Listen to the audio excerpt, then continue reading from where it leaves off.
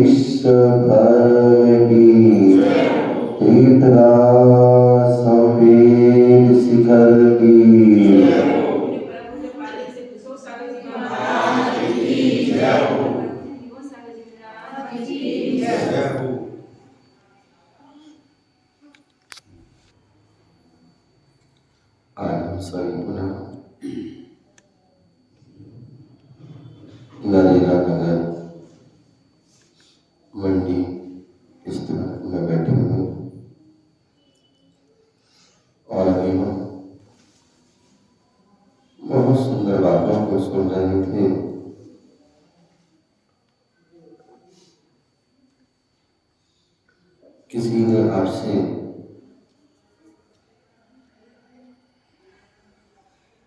चार लोग बैठे हो और आपस में चर्चा चल रही है और उस चर्चे में किसी ने प्रश्न किया, जय भगवान जी, किसी ने प्रश्न किया कि कौन सा धर्म श्रेष्ठ है।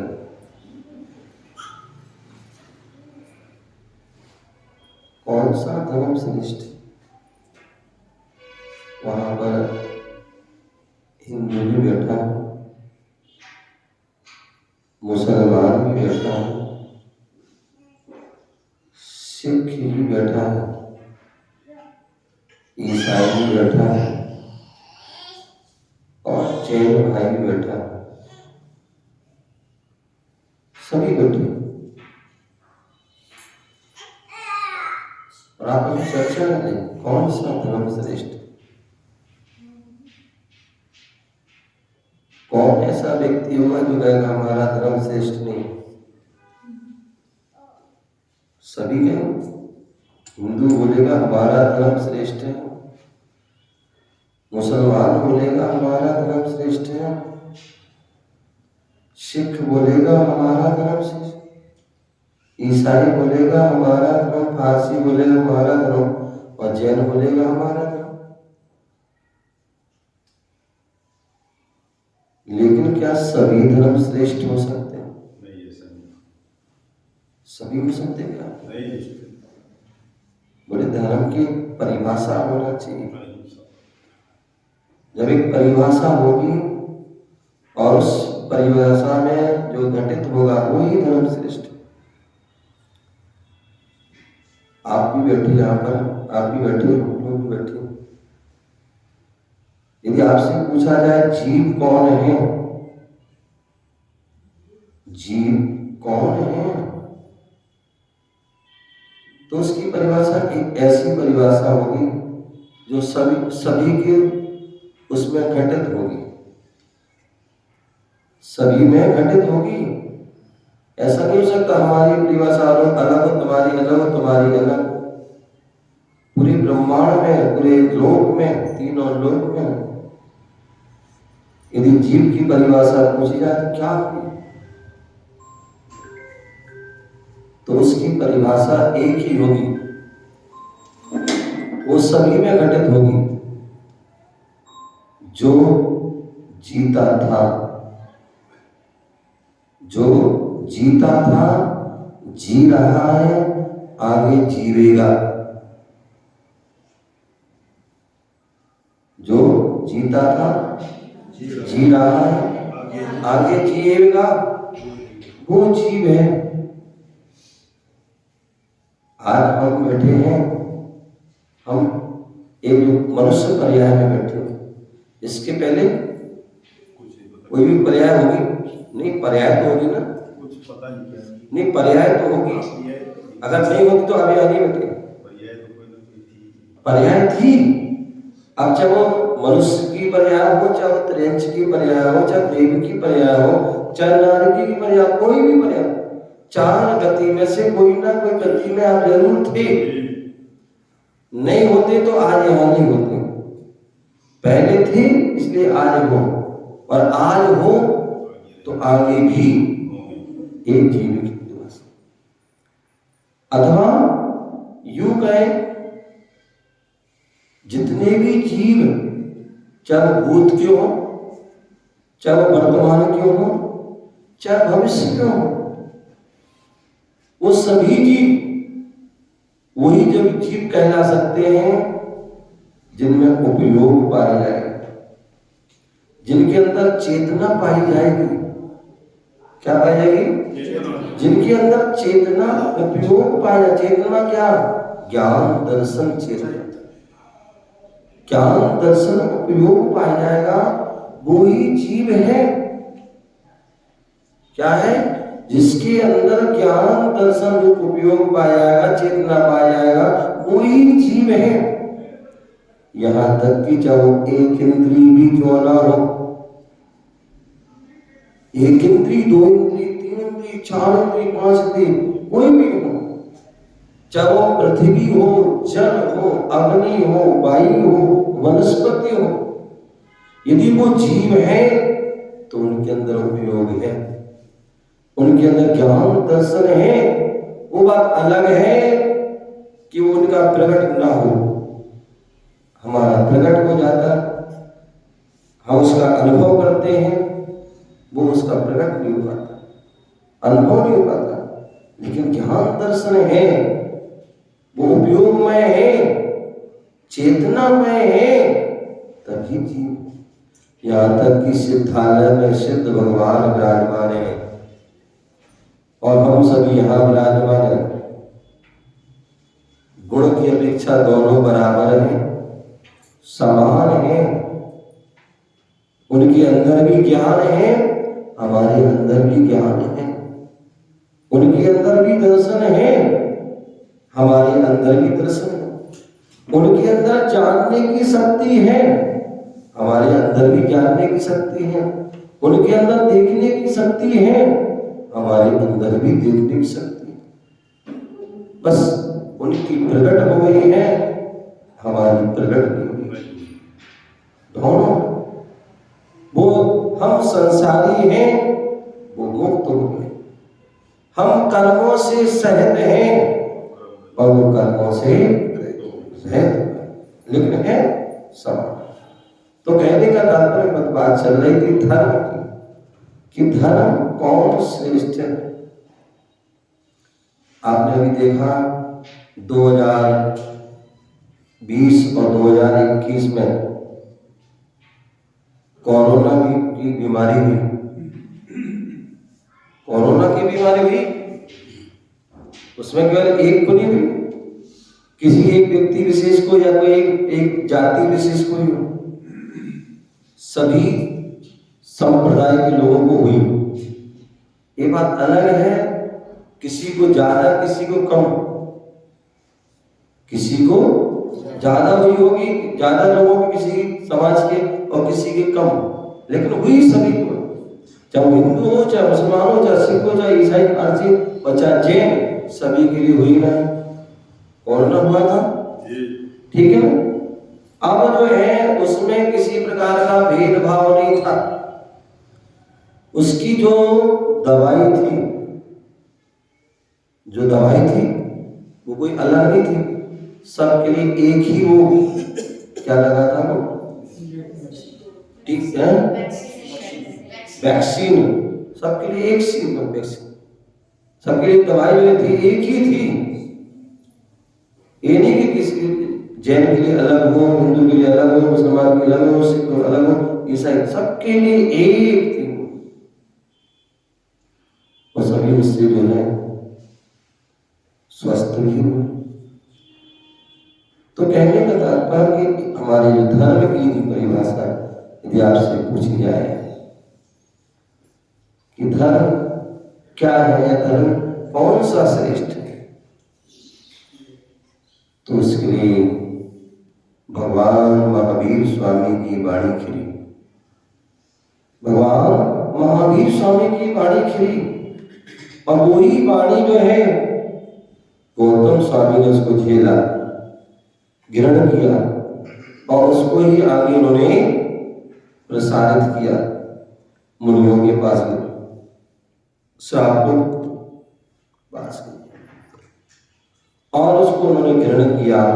मुनियों ने उसके लिए जो है लिपिबद्ध किया शास्त्र के रूप में, और वही वाणी आज हमारे हम सभी उसको पढ़ रहे हैं, पढ़ने को मिल रही है। तो जो भगवान महावीर स्वामी ने जो है, जब उनके सब उन्होंने सोचा, चिंतन किया, विचार किया कि भविष्य में ऐसी कोई बात आ सकती है, कोई आपस में चर्चा चल सकती है, कोई विवाद खड़ा हो सकता है कि धर्म कौन सा श्रेष्ठ है, तो उस समय क्या जवाब होना चाहिए। तो उन्होंने बहुत सुंदर करके धम्मो मंगल मुक्तिठम अहिंसा संयमो तपो देवावीतम लवन सत्य जस बोले धम्मो मंगल मुक्तिठम, बोले वह धर्म उत्कृष्ट है, वह धर्म मंगलकारी है। मंगलकारी कौन सा है, कौन सा धर्म उत्कृष्ट है, अहिंसा संयमो तपो। जिस धर्म में तीन बात हो, जिसमें तीन बातें हो, अहिंसा, बोले अहिंसा, बोले जीवों की जो है हिंसा नहीं करना है। और ये तो सभी कहते हैं, ये तो सभी कहते हैं, बस उनका जो है जो शब्दों में चेंज है। जैन धर्म भी कहता है जियो और जीने दो। सभी धर्म कहते हैं अहिंसा परमो धर्म। कहीं पर रहम का आता है रहम करो, कहीं पर आता है कि प्रेम करो, सभी कहते हैं, सभी कहते हैं। तो कहने का तात्पर्य किसी की, जब सभी हमें हिंसा नहीं करना है, अहिंसा को पालन करना है, तो किसी की हिंसा, किसी के प्राणों का आघात नहीं करना है। जैन धर्म तो ये भी कहता है, क्या और उत्कृष्ट, जहां कहते अन्य धर्मों की परिभाषा समाप्त हो जाती है, जैन धर्म की वहां से प्रारंभ होती है। बोले ये तो सभी कह रहे हैं कि जीवों को नहीं मारो, जीवों को कष्ट नहीं दो, जीवों को पीड़ा नहीं दो, जीवों के जो है आत्मा को जो है कष्ट, दिल ना दुखाओ, ये सब। लेकिन जैन धर्म क्या कह रहा है? बोले हमें दिल, मन से भी किसी को, मन से भी किसी की हिंसा नहीं करना है, वचनों से भी किसी की हिंसा नहीं करना है, काय से भी हमें किसी जीव की हिंसा नहीं करना है। अन्यथा बोले सबसे ज्यादा व्यक्ति यदि हिंसा करता है तो तन से कम करता है, तन से कम करता है, अभी तो मन से करता है। यदि आपके मन में किसी के प्रति बुरे भाव आ गए, किसी को कष्ट देने के भाव आ गए, किसी को पीड़ा देने के भाव आ गए, किसी के दिल दुखाने के भाव आ गए, किसी की हिंसा करने के भाव आ गए, और ये तो आते रहते व्यक्ति, तो समझ में ना, आप शरीर से हिंसा कर पाओ या ना कर पाओ, वचनों से बोल पाओ ना बोल पाओ, लेकिन यदि मन में भाव आ गए तो समझ लो आपकी हिंसा हो गई, ये पाप हो गया। बोले दुनिया में जो है अपराध की सजा मिलती है, जितनी भी जो है कोर्ट कचहरी अदालतें हैं, वहां क्या मिलता है? बोले अपराध की सजा मिलती है, और वो भी अपराध सिद्ध हो जाए। अन्यथा आजकल तो ऐसी विषय जो है हो गया कि अपराधी निरपराधी हो जाता है और निरपराधी अपराधी बनता है। फिर भी जो हम मानते हैं कि जो है संसार में अपराधी की सजा मिल जाती है, जब अपराध सिद्ध हो जाता है, पकड़ा जाता है, तो उसको सजा मिल जाती है, मान सकते हैं। लेकिन जितने हमने मन से पाप किए हैं, क्या उनकी सबकी सजा मिल जाती है वहां? नहीं। हम दिन रात जो है क्या करते हैं? मन से पाप कमाते हैं दिन रात।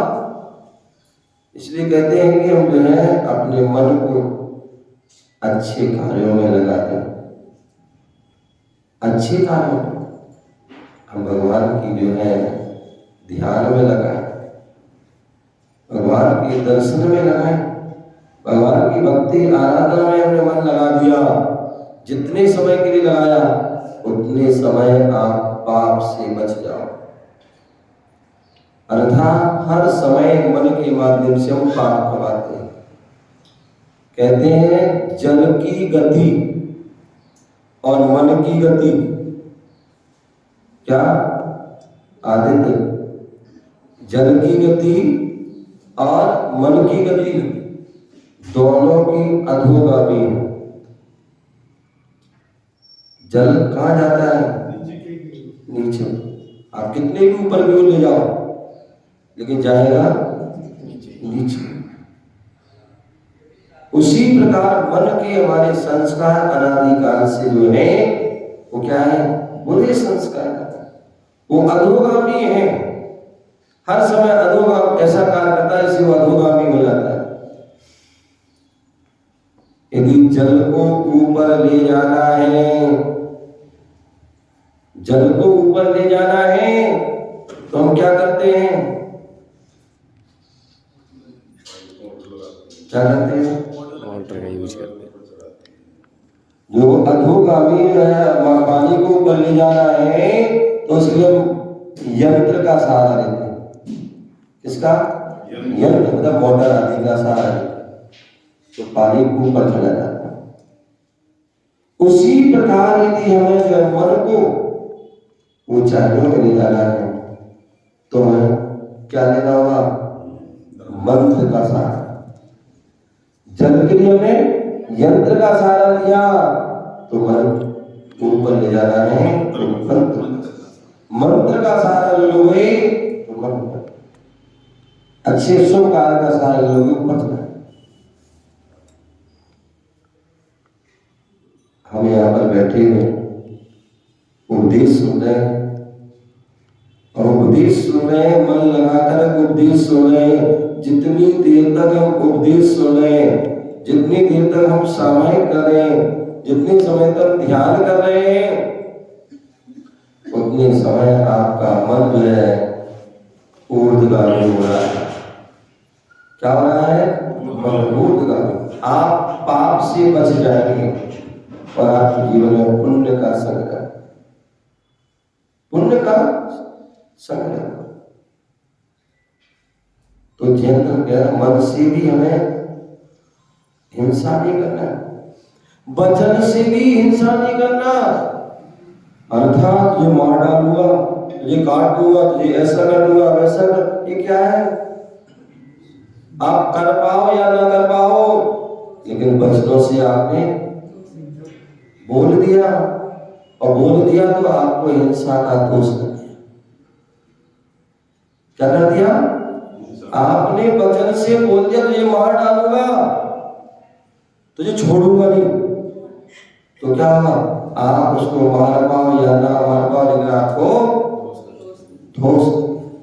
इसलिए जैन धर्म कहता मन से भी नहीं करना है, वचन से भी नहीं करना है, और काय से भी नहीं करना है। अन्यथा बहुत से लोग आते हैं, महाराज श्री हमें दान करना, कोई मुहूर्त बता दो, पूजा करना, कोई मुहूर्त बता दो, कोई धर्म का कार्य करना है, मुहूर्त बता दो। और जब तक मुहूर्त पूछते तब तक उनके भाव ही बदल जाते। ध्यान रखना, धर्म के कार्य के लिए कभी मुहूर्त नहीं निकालना, देखना पड़ता है। धर्म के कार्य के लिए कभी मुहूर्त नहीं निकालना, जब मन में आए तब कर दो। यदि आपको मुहूर्त निकलवाना है तो पाप कार्य करने के लिए मुहूर्त निकालो। क्या? पाप कार्य करने के लिए मुहूर्त निकलवाओ। पराश्री हमें हिंसा करना, मुहूर्त बताओ। चोरी करना, मुहूर्त बताओ। कुशील करना, मुहूर्त बताओ। परिग्रह इकट्ठा करना, मुहूर्त बताओ। और जब तक मुहूर्त बताएंगे तब तक तुम्हारी, लेकिन आप बड़े होशियार, धर्म कार्य के लिए तो मुहूर्त ढूंढते रहते, पूछते रहते, और पाप कार्य भी जब मन में आता कर देते हैं। बोले हमें मन से भी हिंसा नहीं करना है, वचन से भी नहीं करना है, और काय से भी नहीं करना है। कैसी भी निमित्त मिल जाए, कैसी भी परिस्थिति जाए, लेकिन हमें पाप नहीं करना है। ये हमारा धर्म। तो मन से, वचन से, काय से, तीनों से। उसी प्रकार कृत कारित अनुमोदना। क्या? कृत कारित अनुमोदना। ना हम स्वयं करेंगे पाप कार्य, ना दूसरों से कराएंगे। क्या? ना हम करेंगे पाप कार्य और ना तुमसे कराएंगे, और यदि कोई कर रहा है तो उसकी हम अनुमोदना भी। ध्यान रखना, ऐसा कोई भी धर्म नहीं कहता, केवल जैन धर्म की परिभाषा देता है। इतनी उत्कृष्ट, इतनी सूक्ष्म, इतनी विशद व्याख्या यदि देता है तो केवल एक जैन धर्म देता है। बोले अहिंसा की, बोले मुनिराज होते हैं वो 5 पाप के त्यागी 9 कोटि से होते हैं। किससे होते हैं? 5 पापों के 9 कोटि से त्यागी होते हैं, मन से भी, वचन से भी, काय से भी। और उसमें कृत कालिक अनुग्रह 3 में 3 का मल्टीप्लाई कर देंगे तो क्या हो जाएगा 9।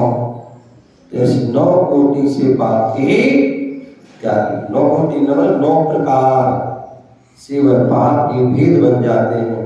ऐसे वह सर्वोत्कृष्ट अहिंसा के पालन करने वाले होते हैं। अहिंसा संयम, बोले जहां पर संयम हो, और संयम यदि कहीं है, अन्य कहीं आपको संयम देखने को नहीं मिलेगा। अन्य जगह तो केवल संयम का केवल नाम होगा, लेकिन संयम से कोसों दूर होगी। लेकिन जैन धर्म एक ऐसा धर्म है जहाँ पूर्ण रूप से संयम का पालन करते हैं, पूरे अपने जीवन को संयमित कर देते हैं, अपने पूरे जीवन को कंट्रोल अपने बस में करते हैं। पूरे विश्व में यदि कोई पहचान है किसी धर्म की तो केवल एक जैन धर्म की जो उत्कृष्ट श्रेष्ठ त्याग, तपस्या, संयम की जो जहां भी जाओ वहां चर्चा होती है। तो संयम, जहां पर प्राणी संयम,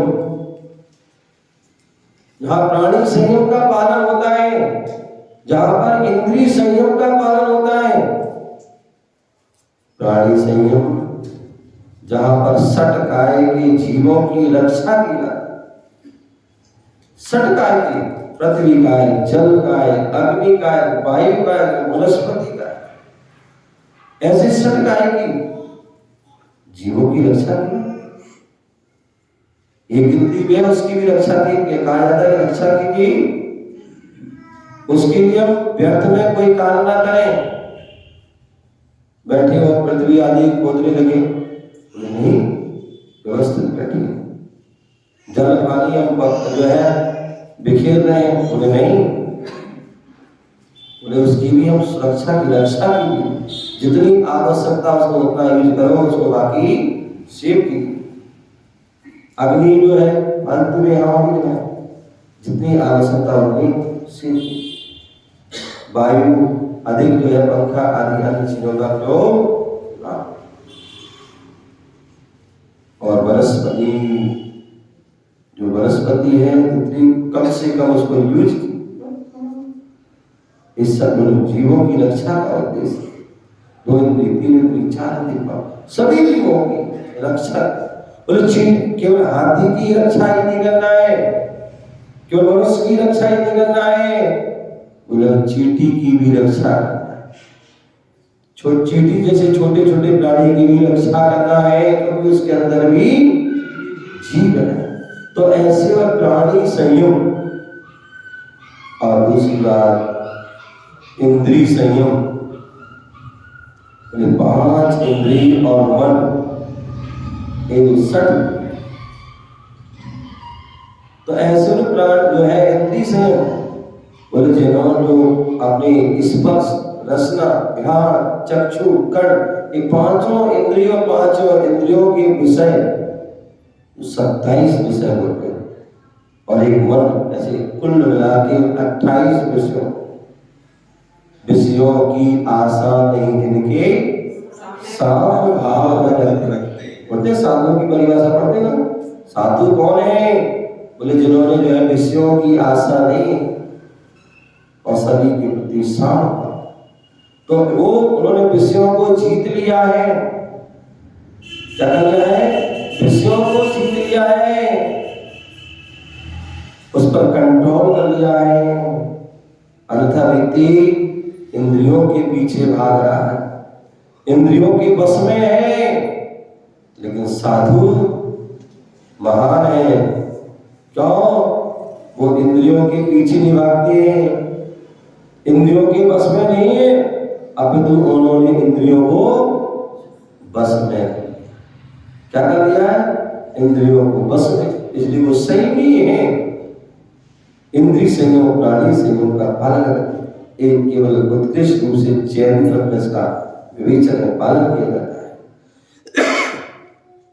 तो अहिंसा, संयम और तप की पराकाष्ठा।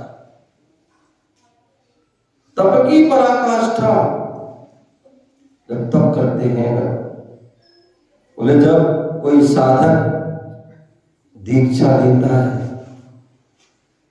दीक्षा लेता है जीवन पर्यंत के लिए लेता है, जीवन पर्यंत वह उसका पालन करता है, ऐसी वह कठोर तपस्या अनशन कर रहा है। ये बता रहे थे आदिनाथ भगवान के बारे में, जिन्होंने 6 महीने के लगातार उपवास, 6 और 7 महीने आप भोजन नहीं मिला, ऐसे 1 साल से भी ऊपर अपने जो है क्या साधना। इतनी लोग व्यक्ति जो है दिन रात खाने का कीड़ा बना हुआ है, न सुबह देखता, न दोपहर देखता, न शाम देखता, न रात देखता। जब व्यक्ति के मन में आती तब जो है क्या करता है, बकरी जैसा मुंह चलाने लगता, चलाता रहता, चलाता, खाता रहता, खाता रहता। जाने ना बकरी आदि जो जानवर है वो भी उनका एक सीमा है, मर्यादा है कि वो जो है सूर्यास्त के बाद कोई भी नहीं खाता है, न कोई पीता है। लेकिन हमारा कुछ समय ही नहीं रहता है, कब जब इच्छा हुई तब खानी नहीं। तपस्या की तन मिला है तप करो, तन मिला तप करो, यही जीवन का सार है। ये मनुष्य जीवन मिला है, शरीर मिला है, किसलिए मिला है? तपस्या करने को। तपस्या करोगे तो आपका जीवन तीर्थ बन जाएगा, अन्यथा आपका जीवन तमाशा बन जाएगा। अब हमें तुम्हारे ऊपर है कि हम अपने जीवन को तमाशा बनाना चाहते हैं कि तीर्थ बनाना चाहते हैं। हमारे तीर्थंकर भगवंतों ने क्या किया है, वो अपने उन्होंने ज्ञान में झलका जाना कि हम अनादिकाल से हमारा जीवन तमाशा बना हुआ है। अब हमें तमाशा नहीं बनाना है, अब तो हमें तीर्थ बनाना है। इसलिए वो तीर्थंकर के रूप में प्रकट हुए और धर्म तीर्थ को चलाया, अपना भी कल्याण किया और सभी का। तो ऐसे वह जो तीर्थ जो तपस्या करते हैं, घनघोर तपस्या करते हैं, कठोर तपस्या करते हैं, कितना उपसर्ग आ रहा है, कितना परिचय आ रहा है, उस सबको असंता भाव से सहन करते हैं। और सर्दी, गर्मी, बरसात सभी के लिए वह संत जन वह सहन करते हैं। ऐसी वह कठोर तपस्या ही जिसमें होती है वह अहिंसा, संयम, तपो, इन 3 गुणों से जो सहन है। देवा भी तम नमंसन्ति, ऐसे उस धर्म के लिए जिस धर्म में 3 गुण कोई भी हो सकते हैं। किसी ने पूछा कि बताओ भगवान कौन होते हैं, भगवान हम किसे कहते हैं, भगवान की क्या परिभाषा है? कितनी छोटी सी परिभाषा। जिसने राग देश का मार्ग जीते सब जग जान लिया, सब जीवों को मोक्ष मार्ग का निष्प्रय हो। केवल 2 लाइन में पूरे भगवान की परिभाषा देगी कि वह सच्चा भगवान कौन होता है। 3 गुण होना चाहिए। बुद्ध वीर जिन हरि हरि ब्रह्मा यावस को स्वाधीन गो, भक्ति भाव से प्रेम चित्त से। बोले 3 गुण हो। जिसने राग देश का मादिक जीते, जिसने राग देश आदि दोषों को जीत दिया, ऐसा वह वीतरागी। और क्या वीतरागी? और वीतरागी कौन? तो दोष से रहते हो वीतरागी है। सब जग जान लिया, सारे जग को जिसने जान लिया है, ऐसा वह सर्वज्ञ और सब जीवों को मोक्ष मार्ग का निष्प्रय हो उपदेश हितोपदेशी। इन 3 गुण होना चाहिए। कोई भी हो, चाहे वो बुद्ध हो, चाहे वीर हो, चाहे ब्रह्मा हो, चाहे विष्णु हो, चाहे कोई भी हो, ये तीन गुण से सहित है, तो क्या हो, भक्ति भाव से प्रेरित होकर चित्त उसी में ये तीन गुण मिल जाए तो भक्ति भाव से नमस्कार कर लेना, और ये तीन गुण ना मिले तो ध्यान रखना फिर नमस्कार नहीं करना, फिर किसी को नमस्कार नहीं करना। तो इसी प्रकार क्या बोला, देवावीतम नमस्सन्ति, बोले जिसे देव भी नमस्कार करते, किसे, जो तीन गुण से जो है सहित धर्म है, अहिंसा, संयम और तप, एक जो जिससे सहित है, ऐसा धर्म ही मंगलकारी है, उत्कृष्ट है, और से देवता लोग भी नमस्कार करते हैं। ऐसे उस धर्म को धारण करें, अंगीकार करें, तो निश्चित ही हम भी जहाँ ऐसा धर्म होगा तो वहाँ हम क्या बन जाएंगे, धर्मात्मा बन जाएंगे। क्या बन जाएंगे, धर्मात्मा। जहाँ धर्म होगा वहाँ धर्मात्मा होगा, जहाँ धर्मात्मा होंगे वहाँ धर्म होगा। आचार्य समुद्रवत स्वामी ने कहा है, ना धर्मो धार्मिक के बिना, धर्म के बिना धार्मिकता नहीं है, और धार्मिकता धर्मात्मा के बिना धर्म नहीं है, धर्म के बिना धर्मात्मा बना नहीं है। इस प्रकार से अपने जीवन को समझ बनाना है, धारण करना है, उस रहस्य को समझें और समझ करके अपने जीवन में उतारें और अपने जीवन को श्रेष्ठ बनाएं। इसी भावना से जय गुरु महावीर भगवान की